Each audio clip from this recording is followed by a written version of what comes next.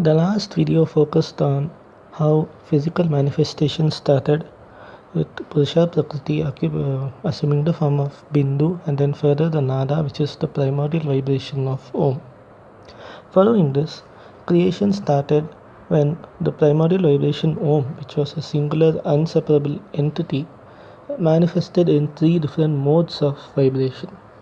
Now, we might be familiar with this as the three aksharas of Om, A, U, and Im of Om, which represents the three modes of vibration of this fundamental primordial nada. These three represent signals which are quantities that vary with time, and by virtue of the information they contain and the information seen as the variations of their states with time, these represent charges. Charges are in particular properties which are essentially just numbers. Unless they have a physical manifestation, charges just are as valid as numbers. And whereby charge, some of the more popular charges that we see in the world today are electric charges, which cause electricity, magnetism, and electromagnetism, which is light. Color charges, which cause nuclear forces, so that is the strong nuclear force. The weak nuclear force causes radioactivity and popular nuclear bombs, atomic bombs, nuclear fission and nuclear fusion, etc. in stars. And then there's a gravitational force which attracts and keeps all the bodies attracted to each other by virtue of their weight. So these charges are physical concepts or scientific concepts that are properties of the universal wave function as information. So for this reason they are also called as information space. As such, these have not manifested as physical particles, and the physical space occupied by all of this is that single dot or single point, which is the bindu, except that it is not static as in the case of Skanda, but vibrating as in the case of Ganesha, and it is this vibration that has assumed all these modes. Now, because of this particular stage of creation is called jnana or information. This is different from Atma Jnana, and this jnana pertains to the various charges that are being carried. The goddess representing this jnana aspect is goddess Saraswati, the goddess of wisdom, and it corresponds with the Vishuddhi chakra or the throat chakra, which is the primary chakra where sounds are articulated through the vocal cord and speech is produced. Thus, Saraswati is the goddess of speech, of communication, and Saraswati ensures correctness of communication and words and speech. And with such correct speech and communication, Saraswati blesses a person with wisdom, with knowledge, with skill and arts. In the creation space, Saraswati represents this information space, which is the modes of vibration of the universal wave function. Particularly, these modes are also called as Veda, and as such, these as elements of jnana are aspect of the fundamental jnana, the Atma Jnana, which is the Guru itself. So, this information space is viewed as a deity Hayagriva, which is called a Veda, and this is the deity that has filled the entire existence, in this case limited to the point or bindu, but in the future case expanded to the whole world. So filling this entire manifest universe with the information space, variation of information and charges, all these represent Hayagriva, the horse-faced god who is seen as the god of wisdom. So this represents the concept of Veda. Now further to this, what happens is, by virtue of the activity, the energy being built up, the expansion of the universe starts. This is what science calls as the Big Bang. The fundamental point or bindu, which was in a very high energy state and filled with information, modes of vibration, now explodes and starts to expand.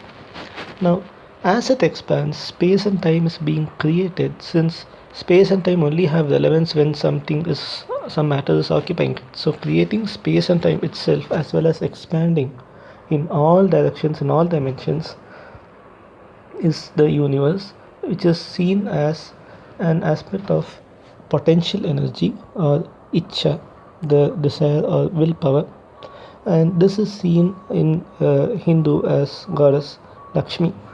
So Lakshmi is the goddess of desire, and this particular concept represents the Anahata chakra or the heart chakra. Heart is the center of desire and feelings, and thus Lakshmi controls the mind, desires, and temptations of the mind, and ensures correct thoughts, correct mindset, and correct desires. In which case, Goddess Lakshmi blesses a person with auspiciousness, fortune, and wealth in various kinds, such as Dhanya Lakshmi for nutrition, Dhana Lakshmi for wealth, Gaja Lakshmi for position and power, Aishwarya Lakshmi for fortune, and so on and so forth. Scientifically, this concept of the Big Bang, which is the expansion of the universe, is viewed as inflation, the fundamental inflation. It is viewed as potential energy being built up, since in this point there is no actual matter being created, but that the potential energy itself is filling the universe entirely, and it is entirely homogeneous since there are no variations at this point. So this particular aspect is called Vyoma, which literally translates to the expanding space, and is viewed in Hindu faith as goddess Bhuvaneshwari, which literally translates to the goddess of the universe. And in fact, the goddess itself is seen as the very form of the universe. So Vyoma or goddess Bhuvaneshwari represents this inflation aspect or the potential energy aspect. Finally, at this point, when the Vyoma expands and the potential energy fills this place, one also sees that the information, the modes of information of the fundamental seed is also spread out in all these directions. So now what happens, the information creates inhomogeneities or changes in values in certain localized places.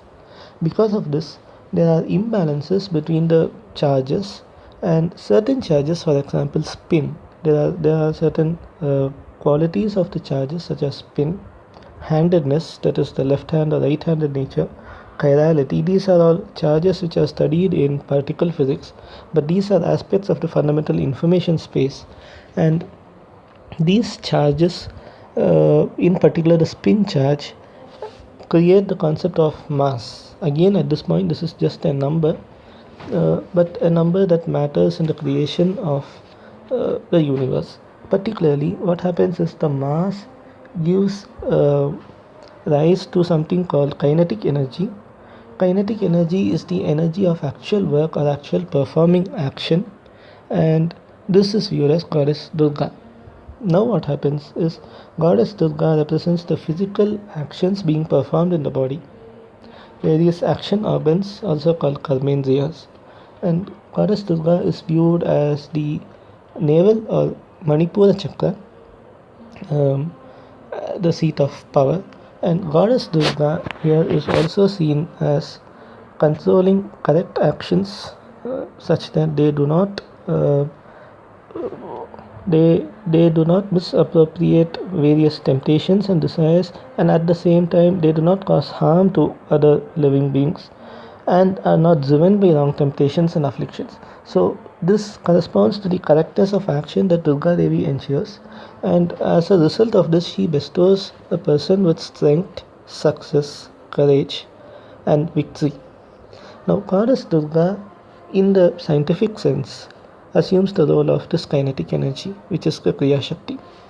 Now this kinetic energy, which itself has been created by virtue of the concept of matter, which again has been created through the information space, now competes with the potential energy in such a way that the balance between kinetic and potential energy regulates the existence of particles.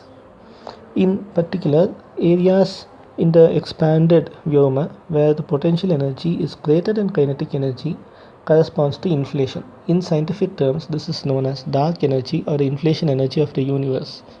Even today, the inflation energy is still at work as potential energy, and it continues to expand the universe, which is why we see that certain galaxies and stars are accelerating farther and farther away from each other. In cases where the kinetic energy becomes equal or greater than potential energy, within that area, inflation stops. The rate of inflation slows down, inflation ultimately stops, and at this point, the first elements of matter start to form. So this is seen in Hindu faith as the Panchabhutas. Now, what happens is when kinetic energy is between 1 and 3 times of potential energy, scientists call the state of matter that evolves as dark matter. This is the least dense of all kinds of matter. It does not interact with most of the charges such as electromagnetic or nuclear charge. It only reacts with gravity. So it can only be detected through these means, and it forms more of a support framework occupying the places in the universe, causing other particles to react and move accordingly by varying the gravitational field. Apart from that, dark matter has very little role to play in the operation of the universe, and it remains one of the most mysterious aspects of modern physics. Further, when the potential energy and kinetic energy balance is such that kinetic energy goes to more than 3 times potential energy, other states of matter become created. Now, while dark matter is popularly known as Akasha or space, the next state of matter is Vayu or gas, which is gases represented by air physically. And gases are the next state of matter, denser than dark matter, but the least dense of all the other kinds of matter, and occupying variable space and volume and weight. The next state of matter is Agni. Agni is very similar to gases except that they, instead of containing neutral atoms and particles, they contain charged particles called ions. So this state is known as plasma, and it is one of the states of matter, in fact the fourth state of matter, that is the most recent discovery of physics among the four states of matter. Plasma is seen most commonly in fire, in flames, and this is why plasma is represented as Agni. But also plasmas are seen in cases like lightning, and also in modern day examples as tube lights and other such instances where ions are being used to produce light. Now, the next state of matter is liquids, which physically is represented by water or jala or apa, and this state of matter is characterized by variable space occupied but fixed volume. So, for this reason, this is slightly more denser, it is seen as slightly more denser than gas and plasma. And the heaviest or densest state of matter forms the last, which is the Prithvi. This is the solids which have fixed volume and fixed space, and they are seen as earth physically because earth or land is the best example of solid seen in nature. So together these five constituents of matter or panchabhutas are seen in variation of their densities, and all of them are created through the kriya shakti or kinetic energy, which surpasses at least locally the potential energy with that is the background vyoma, and this in turn is done through the jnana shakti or the information space, which gives rise to spin and mass and then finally kinetic energy. So now the five panchabhutas in light of their creation aspect is seen as the goddess Gayatri. Gayatri is the one, the three in the name of Gayatri signifies the threefold manifestation of the goddess, particularly seen as the Sandhya Devi. The goddess manifests as Gayatri, Savitri, and Saraswati, which represents aspects of Lakshmi, Saraswati, and Durga. Particularly here, what happens is these three aspects of the goddess, which give further rise to the five elements, are seen as the five faces of Gayatri Devi. Vyoma can be seen as the neck, which is the expansion from the body towards the five faces. And finally, Veda, that is the information space, can be seen as the heart of the goddess. So together, Gayatri Devi represents the Panchabhutas with their creation aspect. Gayatri Devi is thus nothing but the Omkara, which is seen occupying the entire universe because it is manifestations, modes, and localizations of this Omkara which manifest as various states of matter. So, Gayatri Mantra is the most sacred and powerful mantra in all of Hinduism, and this mantra is seen to extol the divine in the form as Om. Such is the importance of Gayatri and the representation of Om as the Panchabhutas and so on.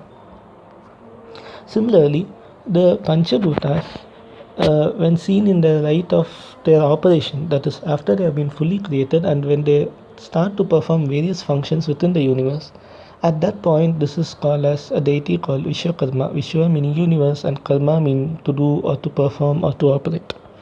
So, this operational uh, manifestation of the Panchabhutas is seen as the five-faced god, similar to Gayatri. The five faces again representing the Panchabhutas. The neck can be seen as the Vyoma and the heart can be seen as the Veda. This five faces are also identical to the five faces usually seen in Lord Shiva. And by order from Prithvi, Jala, Agni, Vayu, and Akasha, these five faces are Satyojata, Vamadeva, Aghora, Tatpurusha, and Ishana. The first four of these face the four cardinal directions, whereas the fifth one is seen to face the sky. Together, these five faces of Lord Vishwakarma or Lord Sadashiva represents the Panchabhutas and the various tasks they perform, either by themselves or interaction with space-time.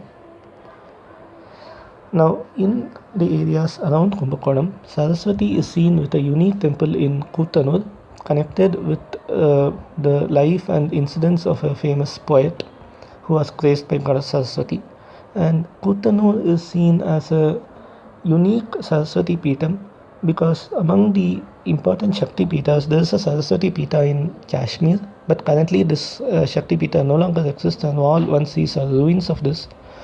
There's a Shakti Peetha Saraswati Kshetra Sharada installed by Adi Shankara in Sringeri. And then there are other few temples such as Basar, Jnana Saraswati. But apart from these, the most significant Saraswati Kshetra that one can see is Kuttanur in Tiruvallur. This is near Tiruvallur, that is around a few kilometers from Peralam, and this is in the Tiruvallur Mayiladuthurai route. So this Saraswati temple is a very unique shrine, and it's one of its kind in the entire region, not just Kaveri and Tiruvallur, but pretty much all of South India. Lakshmi is seen in Nachiyar Koil. This is a major stop in the Kumbakonam Tiruvallur road. And Lakshmi here is seen as Vanjulavalli Tayar. This is a Divya Desham housing both Lord Vishnu and Srinivasa as well as Goddess Lakshmi. And there are also other forms of Vishnu such as Shankarshana, Pradyumna, Aniruddha, Paravasudeva, Brahma in the shrine. In this particular temple, even though there are so many deities in the shrine, the prime importance is given here to Vanjulavalli, even more than to Goddess Vishnu himself, and that is why the place has earned the name Nachiyar Koil. According to the history of this temple, a sage Medhavi undertook penance to have Mahalakshmi as his child, and yielding to this request, Mahalakshmi was born.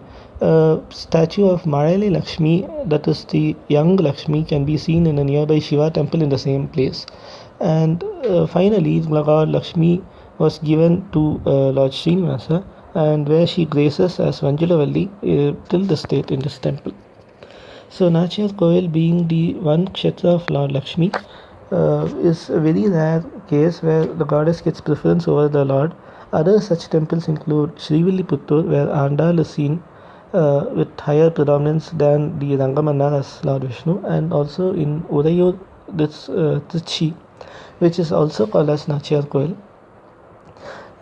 So together this trio of temples, and also it is seen that within this trio, this place of Nachiyar Koil has a significance because the Lord enshrined here is Srinivasa himself, the Lord of Lord Tirumala, and it is believed that visiting this temple on a Saturday can give the effect of visiting Tirumala 16 times. Finally, Goddess Durga is enshrined in the area around Kumbakonam, particularly in Pattishwaram. This is a few kilometers away from Tiruvaranchuri and can be approached from Kumbakonam by bus. And actually, this particular temple is a Shiva temple of Dhenupurishwara along with Mother as Jnanambika, and the goddess Durga was installed here by the Chola kings as a protection and to grant them victory in battles and conquest. However, the Durga shown here is a Mangala Rupini, seen in a very peaceful pose and not in a warrior-like pose as one would see in other temples. In addition to this particular temple, there's also another Durga temple in the region. A famous Durga temple is Vanadurga temple of Kadiramangalam, which is located between Kumbakonam and Mayiladuthurai. Vyoma is seen through Haigriva.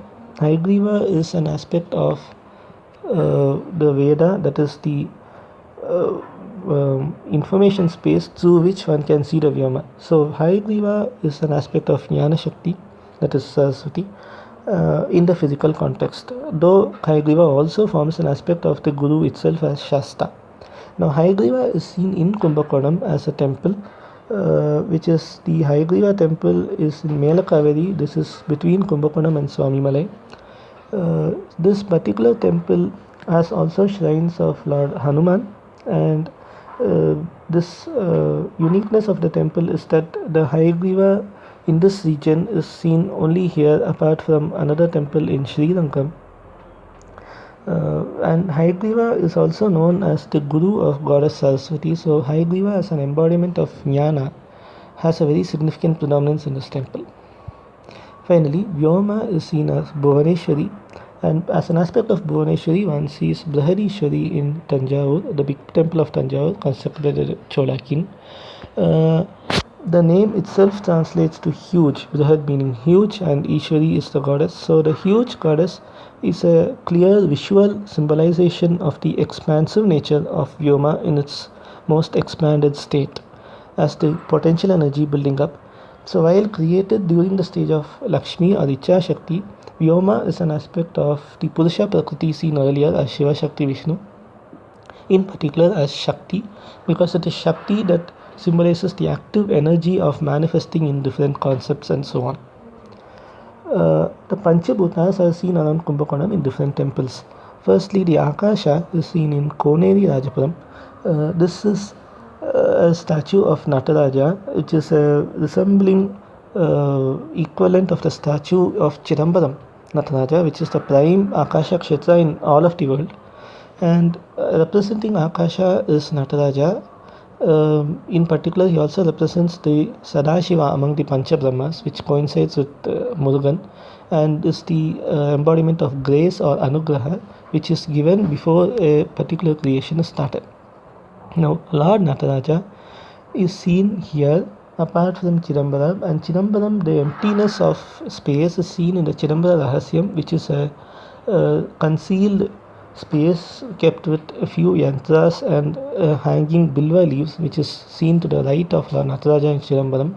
This is a representation of the emptiness of dark matter and space, and all the support framework that it gives for everything else. Now, similarly, the Nataraja form in Koneri Rajapuram also represents the Akasha element, and there are only 3 temples where the Nataraja is not carried for Utsavam processions, and this is one temple. Historically, the Koneri Rajapuram temple was constructed, and it was particularly for a health-based prayer of a particular sincere devotee, where the god and the goddess graced him with health, with curing health. That is why the temple of Koneri Rajapuram is also called as Vaidyanatha temple. And since the god manifested along with goddess, he is called Uma Maheshwara. Uma is representing the god and Maheshwara representing Lord Shiva.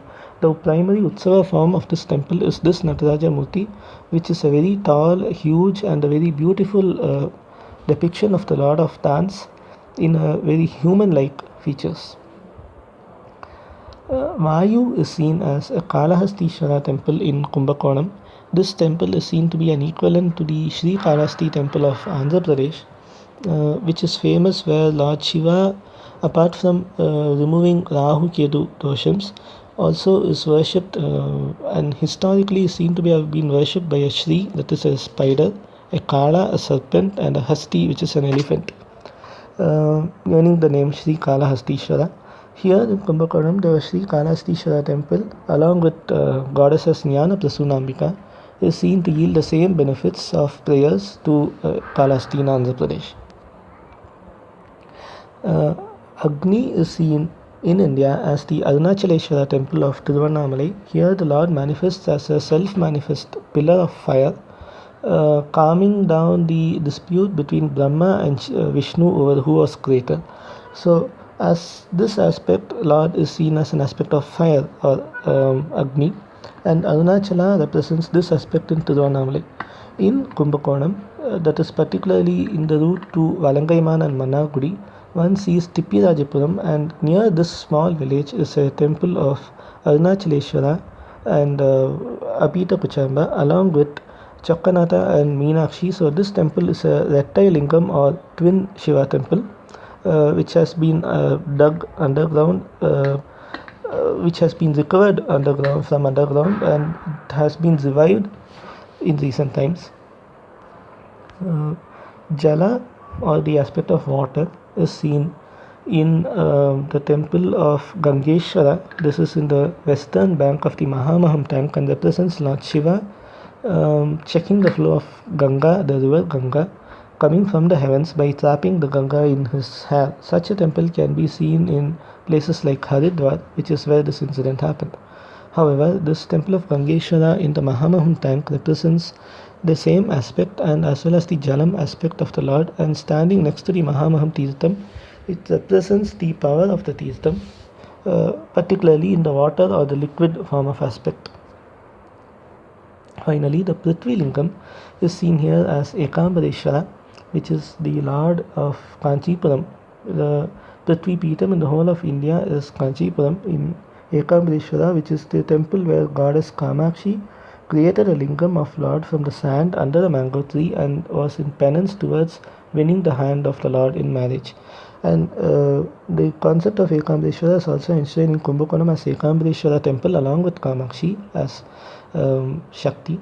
And here the form of Ekambareshwara is seen near the Mahamaham tank, and the prayers to this temple are believed to be equivalent to the prayers in Ekambareshwara of Kanchipuram.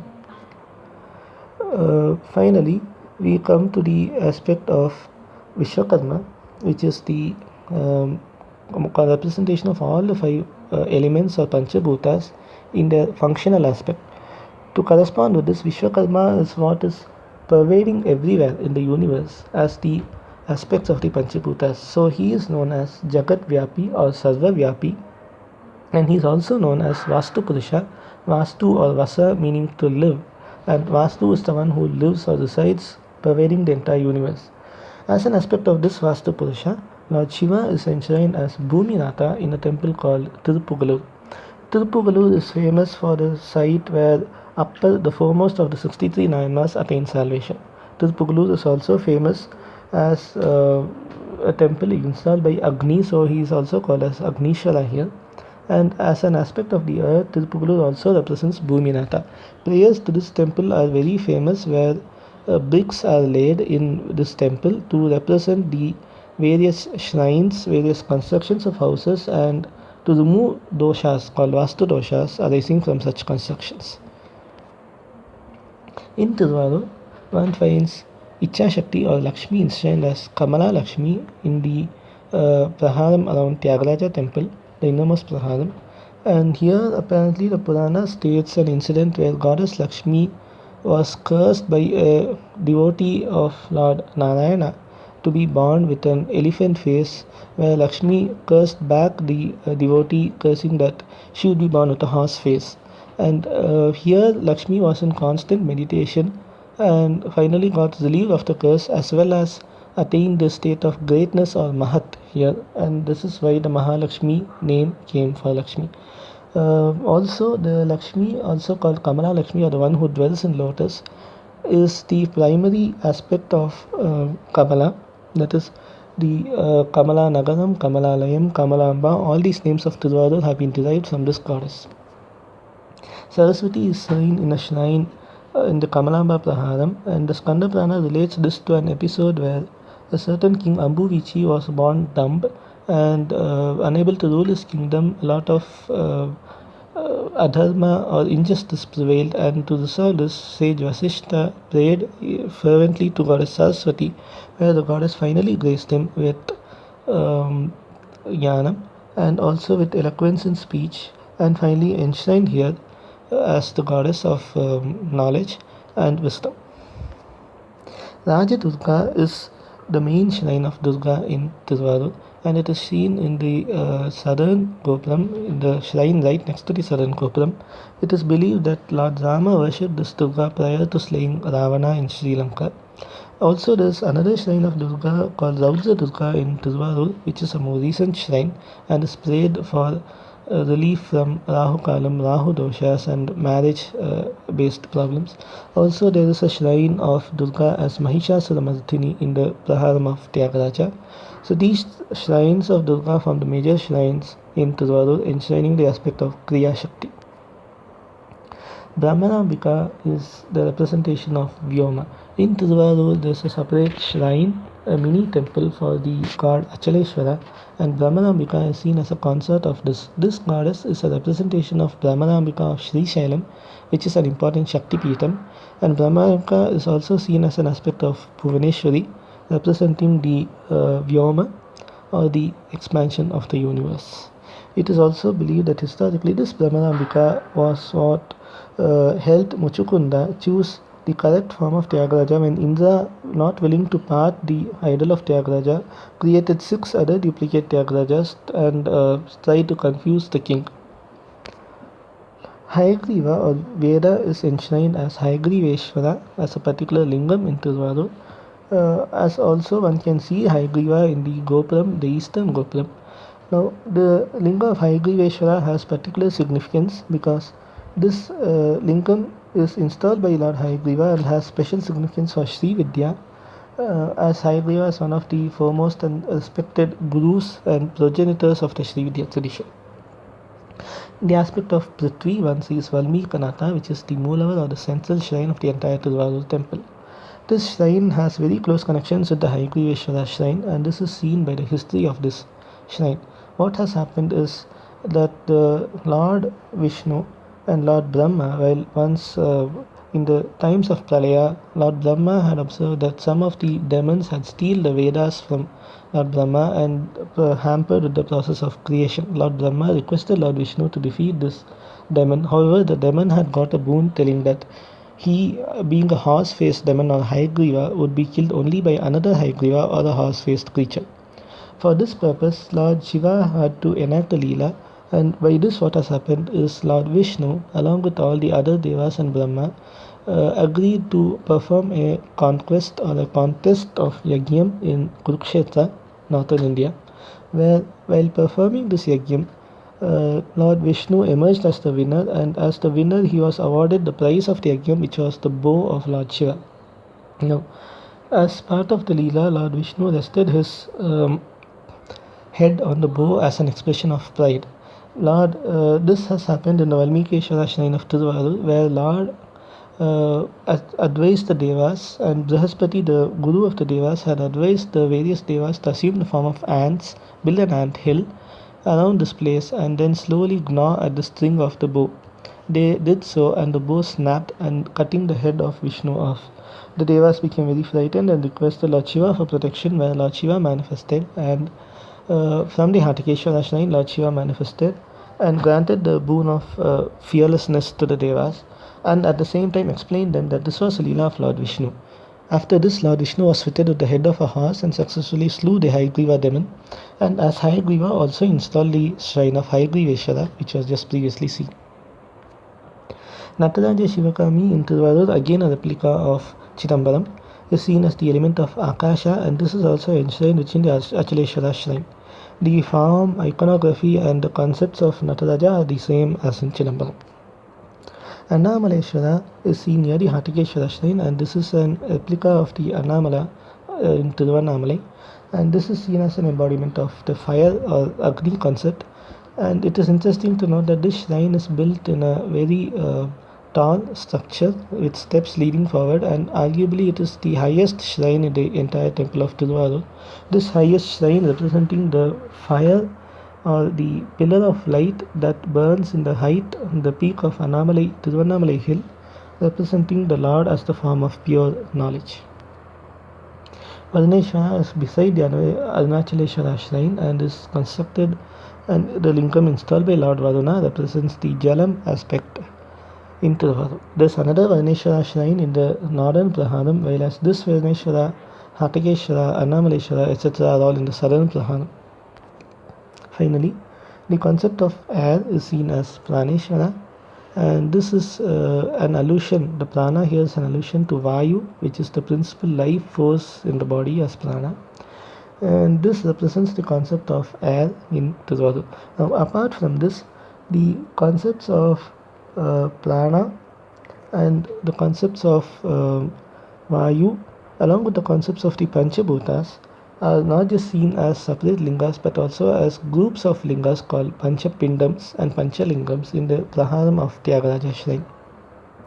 According to legend, these were installed by goddess Gauri when in a particular scenario where goddess wanted the favor of the Lord over Ganga, and overcome with jealousy, goddess created these five elements and putting her soul into this as Vyoma, which is seen as Gauri, started meditating on these five shrines, and finally the Lord had to console her and calm her down by himself creating another set of Panchalingas, and finally the problems were solved, and there's a third set of Panchapindas also installed by goddess Lakshmi.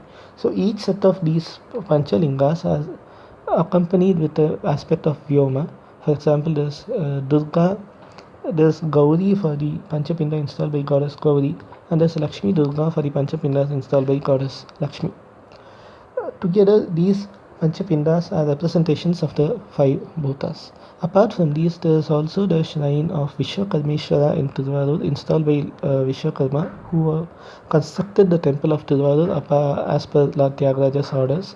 And here Vishwakarma worshipped Lord Shiva in the form of a linga, the Vishwakarmeshwara. And Vishwakarma is also enshrined on the top of the shrine along with Gayatri Devi. This incident is close to the incident of Brahma, and this shall be seen in the next part of the video.